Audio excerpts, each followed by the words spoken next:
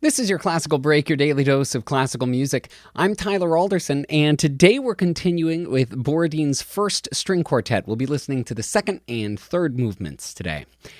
Now, Borodin was part of a group known as the Mighty Handful, which sought to establish a distinctly Russian style of composition. It was headed by Mily Balakirev, an enormously talented pianist and largely self-taught composer who took it upon himself to bring forth this new Russian music by taking on students. Like Borodin, most of the other composers in the Mighty Handful were amateurs, in the sense that they all had other careers alongside music, mainly in the military and civil service. Balakirev was the only one with musical training, and even that was more on the performance side than in composition. In fact, he was opposed to the concept of formal academic training in composition, saying that it hindered personal expression and creativity. Furthermore, at the time, there was very little in the way of academic writing and instruction on composition available in the Russian language, and Balakirev was keen to avoid German, French, and other influences in favor of that uniquely Russian sound that he was after. So he taught the group according to his own principles and encouraged them to start composing from day one. The idea was to learn through the act itself, making mistakes, but also finding a personal voice rather than being bogged down by academic exercises that he thought were pointless. At their gatherings, Balakirev would sit at a piano, playing through their compositions and offering his critiques. The downside to this method was that Balakirev had a great deal of control over what was deemed good and bad music. He was very vocal when he didn't agree with what a student had done, and didn't tolerate much deviation from his own vision of how music should sound. This led to a lot of pieces from the rest of the composers that sound suspiciously like Balakirev, rather than more individual, personal expression. That and other interpersonal and musical issues would eventually lead to the Handful falling apart as a cohesive group, although they did remain personally and professionally close throughout their lives. This piece is an example of Borodin breaking a bit from Balakirev's influence, writing in a form that Balakirev did not think appropriate for the new Russian sound. Borodin loved the German sounds of Beethoven, Mendelssohn, and Schumann, and even though some of his fellow Russians didn't approve, he obviously had a knack for writing string quartets. Still, there are definitely fingerprints of the Mighty Handful in this piece. The second movement, for example, opens with a gorgeous duet between the first violin and viola that's based on a Russian folk song, a nod to the group's nationalist objectives. Borodin also takes a very fluid approach to tonality, another hallmark of their influence. The second movement is slow and somber, contrasting with the third, which is full of bounding energy. Both show Borodin's mastery of tone and color. The third in particular makes great use of the pizzicato or plucking to give the movement a unique sound. Here's the Muse Open String Quartet with the second and third movements of Borodin's first string quartet.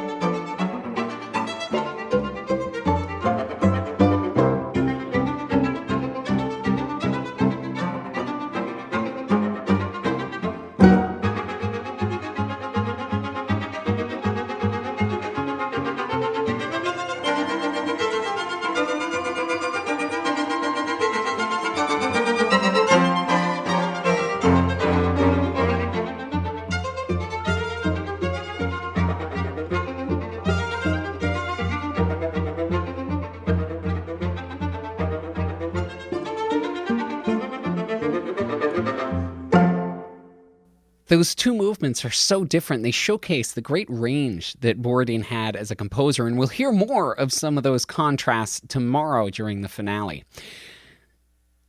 Thanks to the Musopen String Quartet for putting that up on musopen.org, and thank you for listening. If you have the chance, please rate and review this podcast wherever it is that you're getting it. I'm Tyler Alderson, and like I said, tomorrow for your classical break, we'll be finishing up with Borodin's first string quartet.